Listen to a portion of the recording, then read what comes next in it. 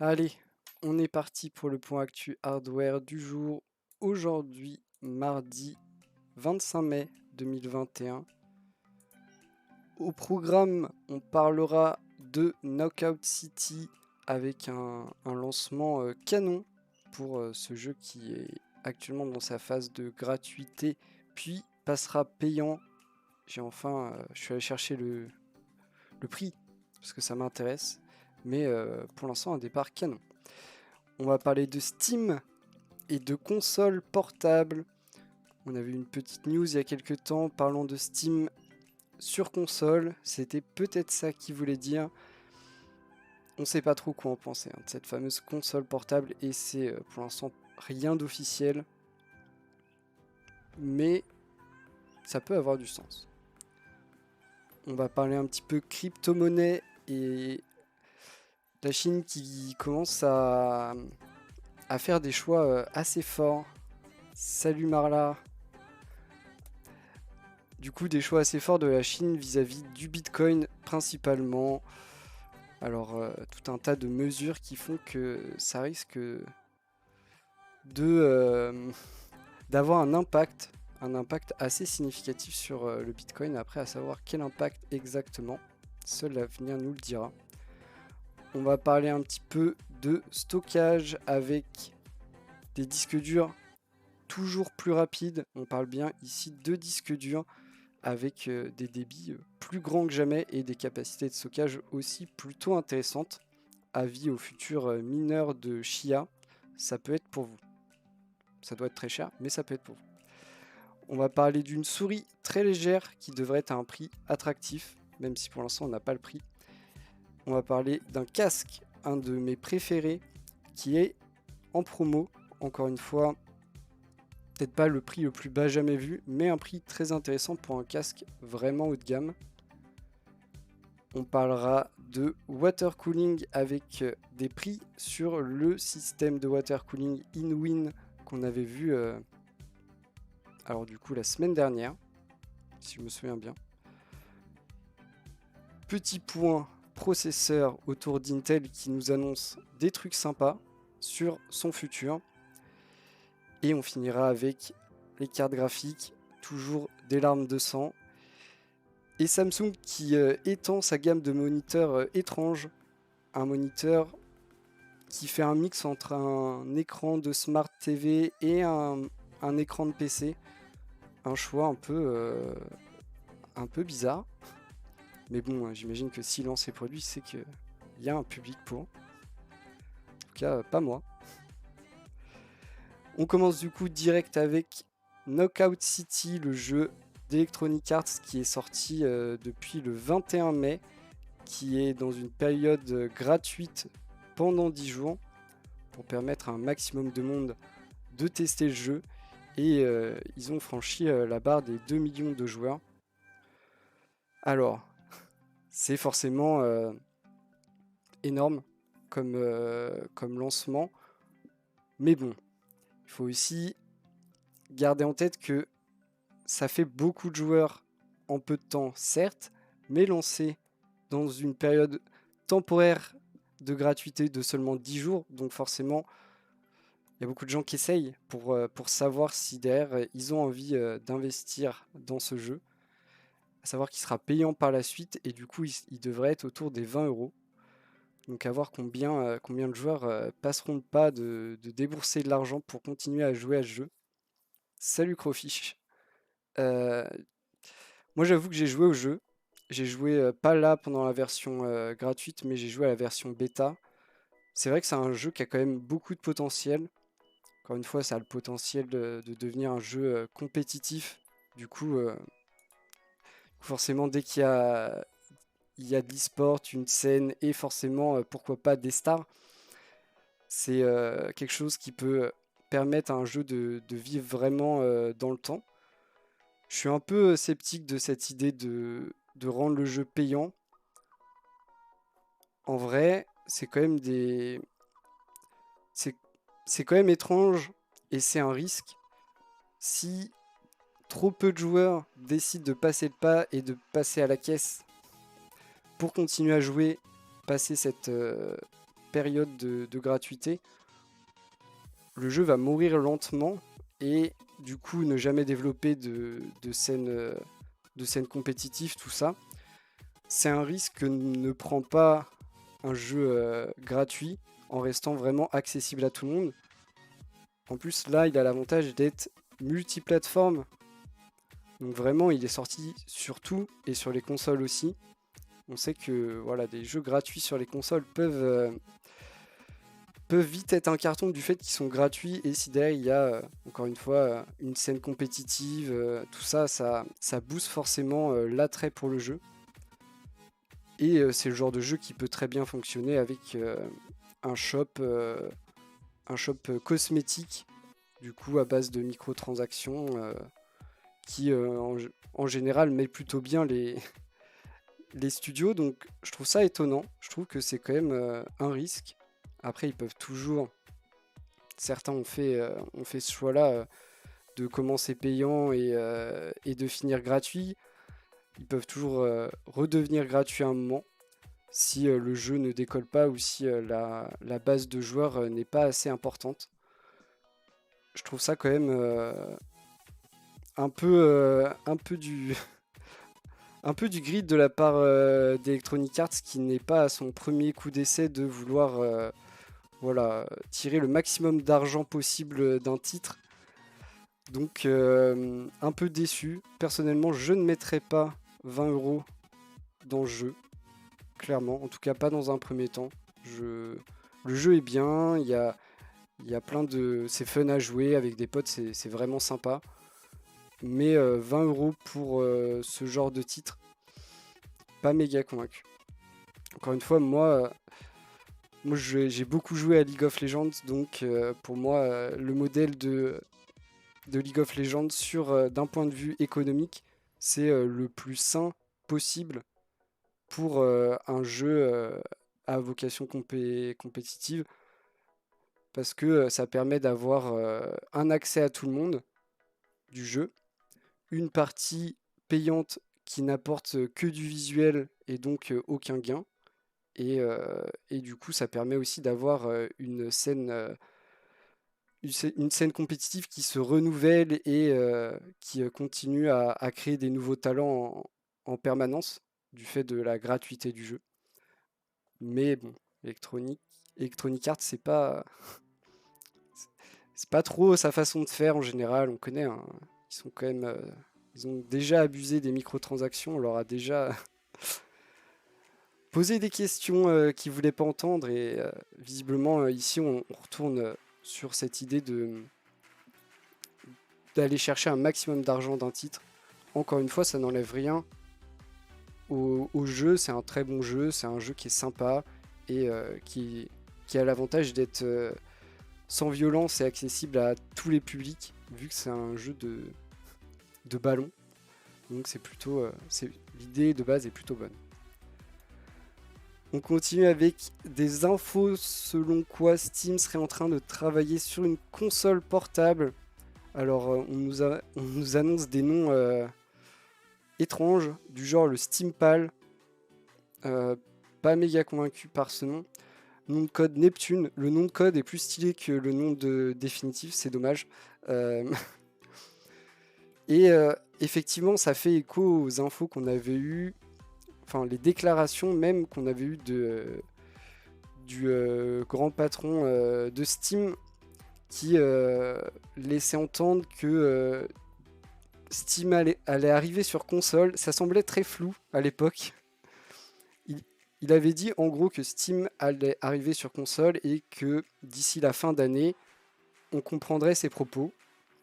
Alors peut-être qu'on a le début d'une réponse. Encore une fois, ça n'a rien d'officiel et c'est seulement des infos qu'ont trouvé les data miners dans les futures bêtas, donc futures mises à jour de Steam.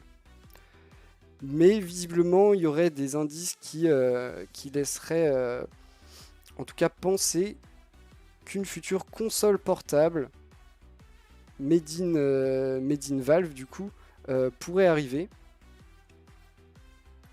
On n'est pas trop, on n'en sait pas vraiment plus, juste Voilà, il y a des menus qui sont apparus avec du mapping de consoles, des réglages qui n'ont pas grand-chose à faire dans Steam, ce genre de truc. Du coup, ce serait l'hypothèse avancée ici. Parce que honnêtement, quand le patron de Steam nous annonce que Steam va être présent sur console, personne n'y croit. Personne dans le monde des consoles à l'heure actuelle n'est prêt à renoncer à sa part sur les commissions de vente dans leur store et laisser rentrer Steam dans un écosystème. Ça veut dire laisser une part à Steam là où à l'heure actuelle tout est à vous. Donc honnêtement, que ça soit Microsoft, Sony ou Nintendo, personne n'est prêt à lâcher une partie de sa commission, c'est sûr. Effectivement, si Steam décide de lancer une console portable, et bah effectivement, ils mangent la part de personne, ils agrandissent juste leur secteur d'activité. C'est pas vraiment le premier coup d'essai de Steam pour arriver sur d'autres supports que le PC. À l'heure actuelle, Steam est leader dans la vente de jeux sur PC. C'est la plateforme numéro 1, mais uniquement sur PC. Et ça les dérange un peu d'être devenu uniquement une référence PC. Le PC qui n'est pas vraiment la plateforme numéro 1 de jeux à l'heure actuelle, voire pas du tout. Je pense que dans le monde, ça doit être le téléphone, le smartphone à l'heure actuelle, ça doit être la première plateforme de jeu. Même si forcément certains fans de jeux PC diront que le jeu sur téléphone n'est pas du jeu, mais en fait si. Si, et c'est effectivement la façon la plus accessible et abordable de jouer. Effectivement, pas à tous les jeux et pas dans des conditions aussi agréables que sur un PC, mais c'est une porte d'entrée qui est maintenant dans la poche d'à peu près tout le monde. Donc voilà, ils essayent probablement de... En vrai, ça a du sens. Après, ça devient compliqué quand même de se dire que Steam va lancer une console portable. On serait du coup avec forcément un shop modifié, un Steam modifié que celui disponible sur PC, parce que on est sur un matériel qui est unique, là où Steam sur PC tourne sur une infinité de configs et avec des performances très différentes, imaginez bien. Donc je sais pas trop je sais pas trop comment ils vont faire derrière, s'ils vont vraiment adapter des jeux pour leur matériel et leur console, ou s'ils vont juste prendre la config de leur console et dire voilà, si tel config recommandé, si on a tel config recommandé dans le jeu, ça passe, sinon non. Je sais pas trop, mais ça semble compliqué quand même. Ça semble compliqué. Là où la première console portable à l'heure actuelle, si on enlève du coup le téléphone, ça doit être la Switch, parce qu'il n'y a que elle. Et j'imagine que Nintendo, ils sont prêts à se battre aussi. Donc on en apprendra probablement plus une fois que Steam aura fait des annonces officielles. Par contre, ça peut faire bouger des choses. Toujours pareil, hein, Steam, c'est quand même pas n'importe qui. Et s'ils veulent un peu forcer le passage pour arriver sur un nouveau secteur, il y a moyen de chambouler un peu des gens qui sont déjà là, notamment Nintendo, même si Nintendo se fait rarement chambouler. Euh, Ça peut, en vrai, la concurrence, ça peut que apporter du bon pour nous, clients et utilisateurs. Mais on attendra de voir. Pas méga convaincu de la console portable. Petite page crypto-monnaie. Alors, je vais pas parler trop des cours, hein, je vous rassure. Pour les gens qui ont de l'argent dans les crypto-monnaies, je ne veux pas vous faire de mal. Mais on a des infos assez nombreuses en ce moment sur les crypto-monnaies, notamment la Chine qui est en train de chasser un peu le Bitcoin de son territoire. Alors c'est un peu étrange d'un côté, mais j'ai peut-être quelques débuts de réponse encore une fois. ça reste des spéculations à l'heure actuelle. Mais en tout cas, ils agissent fort pour se débarrasser un peu de du lien qui unit cette crypto-monnaie et cet État. Ils ont déjà mis en place des mesures pour limiter de manière assez importante l'utilisation de crypto-monnaies sur son territoire, alors que c'était peut-être le pays où vous pouviez faire probablement le plus de choses avec vos bitcoins. Ce n'est peut-être plus le cas. Ils sont vraiment en train de fermer beaucoup de portes. Et là, deuxième gros coup de poing sur la table. Après l'utilisation, on s'attaque au minage. Et pour faire simple, on fout à la porte tous les mineurs, tous les gros mineurs de la Chine. Vraiment, on est en mode on veut plus de ça chez nous. Donc, forcément, vous imaginez bien que ça impacte les marchés de la crypto-monnaie, vu que selon plein de sources que je suis allé, ça aussi ça a été compliqué, je suis allé fouiller pour savoir la répartition, un point très intéressant, la répartition dans le monde du minage de Bitcoin, par exemple, et c'est quasiment impossible de savoir. Voilà. On avance des chiffres plus ou moins hasardeux, notamment des chiffres qui reviennent assez souvent d'une étude faite par l'université de Cambridge. Je ne remets pas en cause l'université de Cambridge, clairement, je ferai pas ça, mais visiblement, ça se base sur quand même trop peu pour que ça soit totalement représentatif de la répartition globale, vu qu'ils ont récupéré que moins de 40% des gens la localisation des gens qui minaient du Bitcoin. Donc forcément, quand on a moins de 40% des gens, on ne peut pas forcément donner des chiffres exacts. Du coup, on a des estimations entre 65 et 70% du Bitcoin qui serait miné en Chine. Ça me paraît quand même assez énorme et je ne suis pas sûr qu'on en soit rendu là. Mais il est vrai qu'il y avait beaucoup de Bitcoin minés en Chine, notamment parce que voilà, vous pouvez les utiliser en Chine déjà, et aussi parce que l'énergie n'est pas chère. Suivant les régions de Chine plus ou moins écologiques aussi, c'est une autre histoire. Mais du coup, ici, Pékin veut plus de ça, hein, clairement. Donc, ça dégage et bah, on va pas se mentir, hein, ils vont pas arrêter de miner du Bitcoin, hein, ils vont juste délocaliser, partir dans d'autres pays où on les accepte et où l'énergie est toujours pas chère, hein. Ça reste le point numéro un, le coût de l'énergie, parce que ça impacte directement leurs revenus. Donc ça va partir de Chine. Est-ce que c'est mieux? Non, pas forcément. En fait, ça n'avantage personne à part l'image publique de la Chine. On va pas se mentir. Et forcément, les limitations de l'utilisation de la crypto-monnaie en Chine, notamment le Bitcoin, qui était, encore une fois, peut-être l'état où on pouvait le plus utiliser pour le plus de trucs les crypto-monnaies, donc les utiliser comme moyen de paiement direct, et bah ça donne encore une fois pas une super enfin un petit coup dans le Bitcoin et la crypto-monnaie, alors que c'est juste à cause de cette histoire d'énergie, hein, principalement, qui du coup a comme si du jour au lendemain les gens avaient appris comment était minée la crypto-monnaie.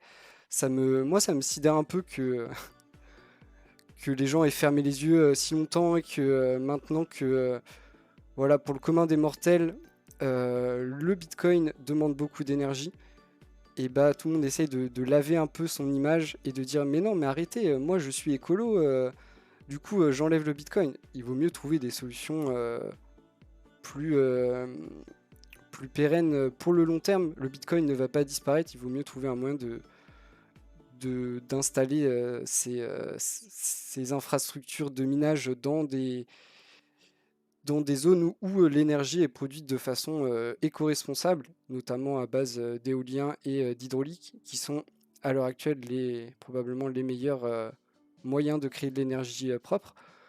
plutôt que de dire on n'en veut pas et de répercuter ça sur du coup d'autres pays, hein, parce que encore une fois, ces fermes de minage ils vont pas vendre leur matériel et dire bon bah je me retire du Bitcoin. Ils vont juste aller dans un pays voisin qui, euh, qui sera content d'accueillir des gens et ça reporte juste le problème. Petite news que je vais aborder vite fait. Dans le même temps, on a Elon Musk qui, aux États-Unis, est en train de créer un espèce de groupement de mineurs et de faire, comment dire? C'est un peu compliqué, mais en gros, ils essaient de rendre la chose plus claire en, en montrant combien d'énergie ça consomme et comment est produite cette énergie, du coup le coût environnemental aussi, pour, encore une fois, hein, dans un souci de se faire bien voir aux yeux du monde. C'est bien. En vrai, c'est une bonne initiative, hein. Je peux pas taper là-dessus. C'est que du bon que ça soit clair, qu'on ait des chiffres de combien ça consomme en énergie réellement. Ici, du coup, on parle que de l'Amérique du Nord, hein, tout de même. Mais combien ça consomme en énergie et comment cette énergie est produite, parce que ça dépend aussi beaucoup de ça, entre une énergie produite avec une centrale à charbon ou des éoliennes, on est déjà dans un autre monde. Il faut quand même nuancer ça. Mais c'est de la com dans le sens où l'Amérique du Nord, je dis pas qu'il n'y a pas des gens qui minent du Bitcoin ou d'autres crypto-monnaies en Amérique du Nord. Je dis juste que c'est pas la majorité, clairement pas. Et encore une fois, la majorité, c'est fait dans des pays qui sont plutôt en voie de développement et qui, du coup, ont souvent des coûts de l'énergie plus bas, mais aussi des systèmes, des réseaux énergétiques moins performants et qui, du coup, ça peut entraîner plein de problèmes. Notamment, on avait vu des États qui avaient des coupures de courant à cause des fermes de crypto-monnaies. Ça devient quand même problématique. Donc, honnêtement, je trouve que la Chine choisit un peu la solution de facilité ici, plutôt que prendre le problème à bras le corps. Et c'est un peu dommage. Mais bon, ils font bien ce qu'ils veulent. On continue avec le Chia et encore des gens qui ont testé de miner du Chia. Chia qui est une autre crypto-monnaie qui, elle, n'utilise pas des calculs, mais de la place de stockage disponible. Et visiblement, ça détruit les SSD en 40 jours et à peu près n'importe quel SSD. Ici, il teste un SSD de 512 Go. Alors, on n'a pas la version, on n'a pas le modèle exact du SSD, mais on nous explique qu'au bout de 40 jours, et bah, le SSD est mort parce qu'il a effectué toute sa durée de vie. Effectivement, un SSD n'est pas vraiment fait pour tourner tout le temps. Deux alternatives du coup. La première, la plus simple, se tourner vers des disques durs plus classiques qui eux ont des durées de vie plus grandes. Ou alors passer sur du matériel qui est un peu plus dédié à ça. On a vu notamment Team Group qui a lancé des SSD avec une durée de vie énorme, du genre entre 100 et 1000 fois supérieur au modèle classique, avec 12 000 terabytes d'écrit. Du coup, ça fait beaucoup plus et ça durera dans le temps. C'est du matériel très spécifique qui coûte du coup très cher, vous imaginez. Du coup, la solution la plus simple, c'est quand même d'acheter des disques durs classiques. Et là, c'est moins cher. Et ça marche très bien. Et si vous voulez les disques durs du futur, on a Seagate qui nous présente des disques durs qui vont aussi vite que des SSD SATA. Comment ils font? Eh bien, ils trichent. Technique spéciale. Donc déjà, on est sur de la grande capacité. 14 Tera, ça va vous régaler. Et en fait, ils ont des débits annoncés jusqu'à 524 émos/seconde, ce qui est ce que fait un SSD SATA traditionnel. Pour atteindre ces débits, ils trichent en mettant 2 disques, 2 à l'intérieur d'un boîtier et 2 têtes de lecture qui travaillent simultanément. Donc du coup, en adaptant tout bien, on a 2 disques qui additionnent leur débit et ça nous permet d'avoir ces débits annoncés.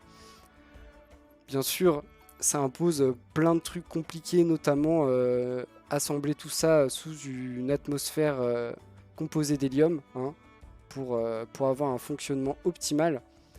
Et d'autres trucs qui sont complexes, notamment adapter les entrées-sorties, la mémoire cache, tout ça. Ça vous coûtera cher et c'est pas vraiment destiné à vous. En même temps, pas beaucoup de particuliers ont des disques durs de 14 Tera. Mais pour les centres, les data centers, tout ça, ça peut être une super solution. Et en plus, ils sont en train de roder cette technologie, cette histoire de mettre plusieurs disques pour avoir un stockage toujours plus grand.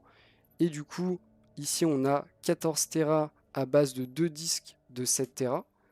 Mais on nous annonce dans le futur des disques qui iront à 18, à 30, 40, voire 50 Tera dans un seul disque, enfin un seul boîtier 3,5 pouces, composé de plusieurs disques physiques, mais un seul boîtier 3,5 pouces. Et imaginez 50 Tera, ce qui promet une capacité de stockage bien plus importante. En même temps, on en a besoin. On fait que consommer plus, plus de stockage que ça soit d'un point de vue personnel ou global. Donc il faut trouver des solutions d'avoir toujours plus de stockage et rajouter des salles remplies de disques durs à l'infini, c'est pas vraiment la meilleure des solutions. Donc ça peut être une petite solution sympathique. Encore une fois, on est sur des disques plus pour les professionnels, donc plutôt très chers.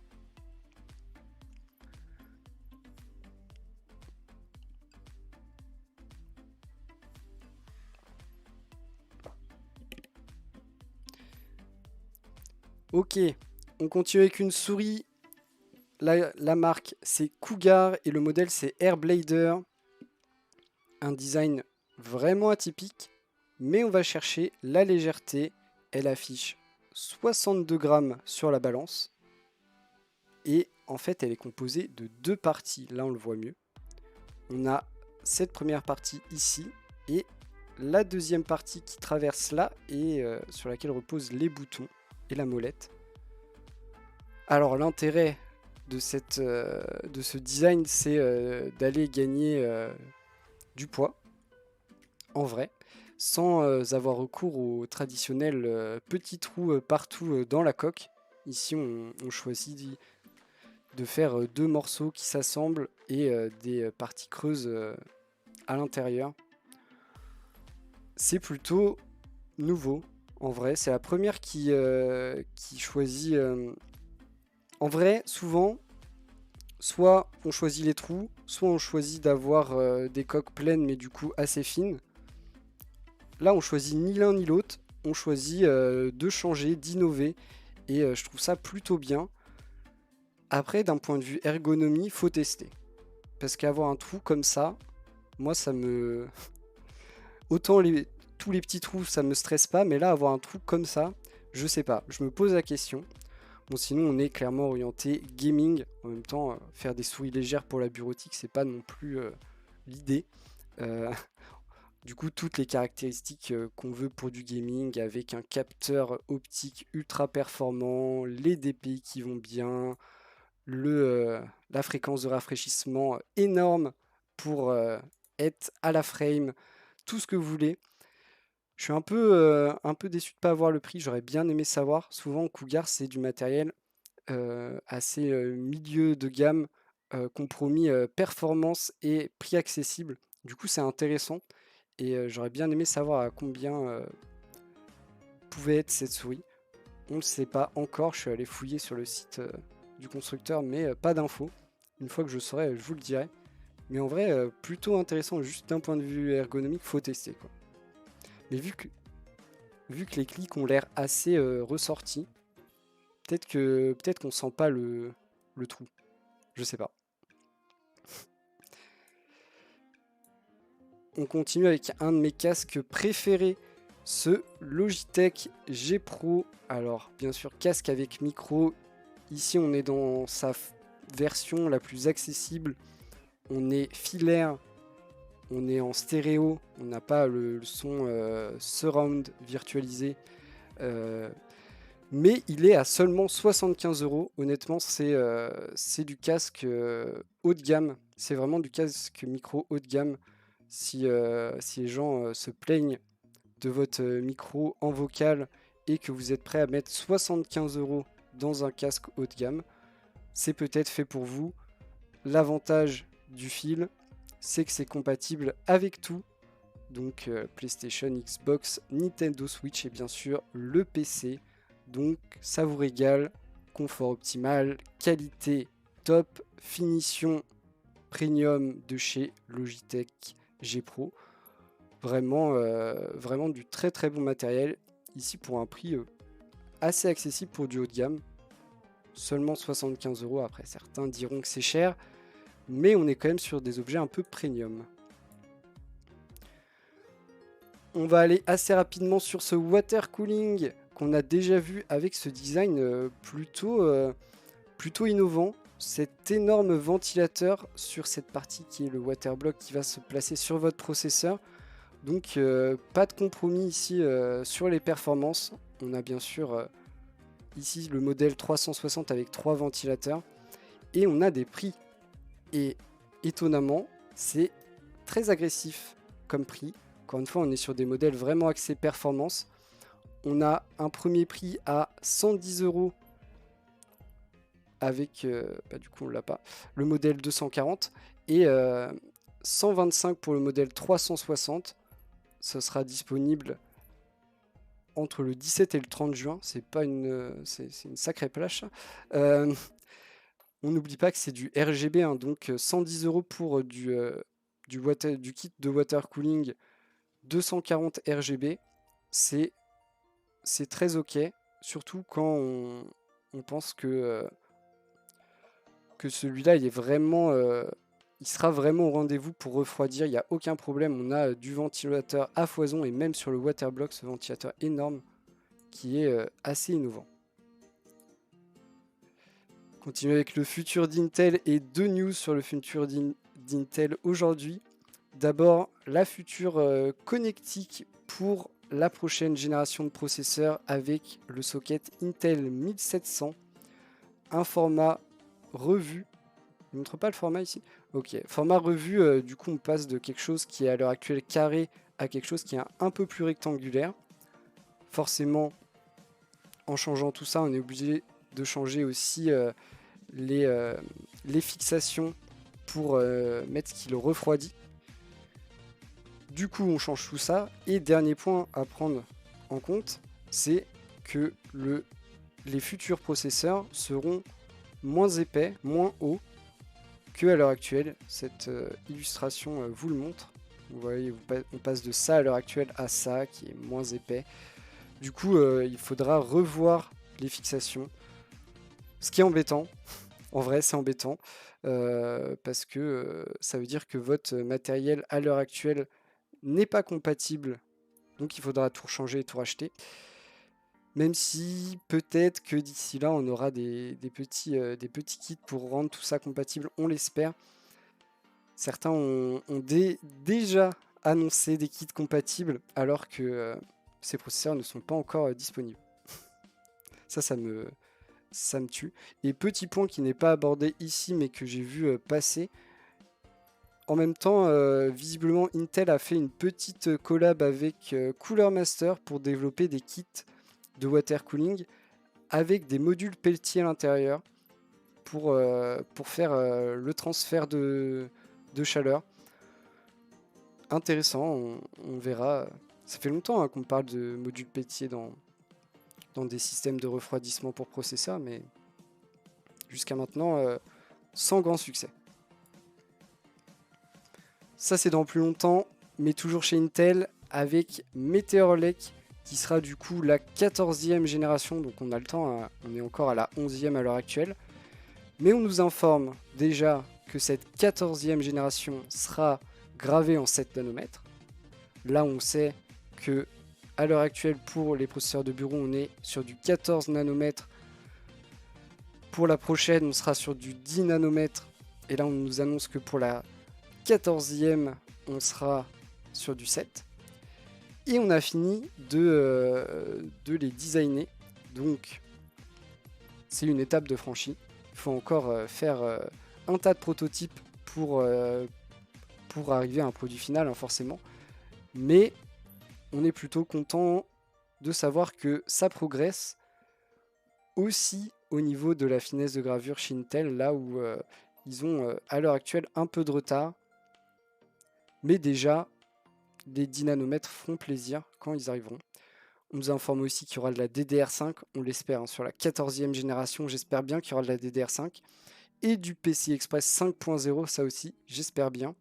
Parce que franchement, la 14e génération, on n'est quand même pas près de l'avoir. J'espère que vous êtes prêts à pleurer, on va passer sur les cartes graphiques.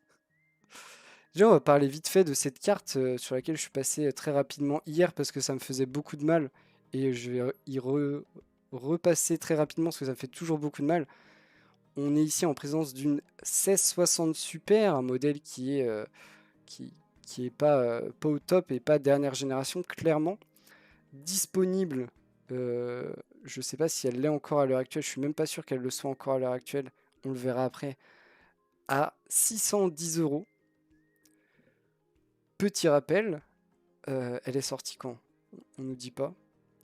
En octobre 2019, sortie de la 1660 Super, octobre 2019. Elle est lancée à 249 € prix de vente conseillé. Imaginez, maintenant, en 2021, cette carte s'est vendue à 610 € neuve. Heureusement neuve. Hein. Ça, voilà. J'en dirai pas plus, mais ça fait mal. Petit point qui contrebalance un tout petit peu, mais vraiment juste un tout petit peu, mais on en a besoin. Une deuxième carte 6700 XT est repassée en dessous des 1000 €. Elle est disponible à 950 et ça, c'est déjà une bonne nouvelle. C'est pas beaucoup. Hein. On rappelle, la 6700 XT, elle a été annoncée à 479. Pensez-y. Allez, qu'est-ce qu'il nous reste aujourd'hui? Oh, regardez ces deux 6700 XT à 950. Il y en a une qui est overclockée et pas l'autre. La Power Color est overclockée, pas la ASRock. ASRock a toujours ses autres 6700 XT qui sont plus chers. La Challenger Pro OC à 1180. La Phantom Gaming DOC à 1240. Celle-là, du RGB, hein, attention. On a cette nouvelle carte qui n'était pas là jusqu'à présent, une Saphir, une 6900 XT à seulement 1800. Vous allez voir, les autres, elles sont bien plus chères. Franchement, 1800, pas cher. Hein. Parce qu'après, sinon, on a 2600, deux modèles. La Saphir Toxic ou la Gaming Z Trio de MSI. Et si vous voulez mettre toujours plus cher, vous avez une extrême édition de Toxic à 2650. Mais honnêtement, celle-là, elle risque de pas rester longtemps. Hein. Elle est pas chère. Hein. Elle est à seulement 1800. C'est quand même cher, mais bien moins que les autres. On finit avec des écrans très surprenants. Et c'est Samsung qui a lancé ça. Les Smart Monitor avec ses gammes M5 et M7. Deux gammes pour deux résolutions. On a d'un côté du Full HD et de l'autre de l'UHD. Donc du 1080 et du 2160. Et plus de références avec plus de tailles de diagonales différentes. On avait jusqu'à maintenant seulement du 27 pouces en Full HD et du 32 pouces en UHD. Et maintenant, on rajoute à ça du 43 pouces en UHD et du 24 et 32 en Full HD. Est-ce que c'est vraiment des écrans intéressants? Je me pose la question réellement. On est quand même sur un écran hybride entre une télé, une smart télé plutôt, et un écran de PC. On a un OS maison de Samsung qui vous permet d'ailleurs d'avoir des applications comme sur une smart TV, mais aussi bien sûr la possibilité de brancher directement un ordi dessus pour s'en servir comme écran. Je suis partagé. À la limite, le seul point qui peut vraiment être intéressant, c'est les options de connectivité sans fil qui sont ajoutées à ces écrans. On a du Bluetooth et du Wi-Fi, si je ne me trompe pas. Donc voilà, ça peut être intéressant. En échange, pas de DisplayPort. Voilà. Je sais pas, moi je suis pas méga convaincu par cette idée. Je me dis que, en fait, si vous en servez comme écran de PC, c'est que vous avez un PC qui est branché dessus, et dans ces cas-là, accès à tout autant de fonctionnalités qu'une Smart TV. Du coup, j'ai du mal à comprendre vraiment le public qui peut être intéressé par ça. Mais j'imagine que si Samsung lance ça, c'est qu'il doit y en avoir tout de même, sinon il ne le lancerait pas. Mais j'avoue que sur moi, ça marche pas trop cet écran. Hein, je trouve que c'est un choix étrange. Et on finit là-dessus sur ces écrans étranges de la part de Samsung qui peut-être qu'ils voient le futur avant nous, on ne sait pas. Peut-être que le futur du moniteur de PC c'est ça. En tout cas, si c'est ça le futur, je suis pas prêt. J'espère que vous avez passé un bon moment en ma compagnie. J'espère que je vous ai appris des trucs et j'espère que ça vous a donné envie de revenir. On continuera bien sûr demain pour la suite de l'actu. Comme souvent, je vous invite à me faire des retours. C'est ce qui m'aide forcément le plus à progresser. Et aussi, je vous invite à aller vous abonner partout où vous pouvez sur les réseaux sociaux, Twitch, YouTube, venir faire un tour dans le Discord, tout ça. Ça fait toujours plaisir. Sur ce, je vous laisse.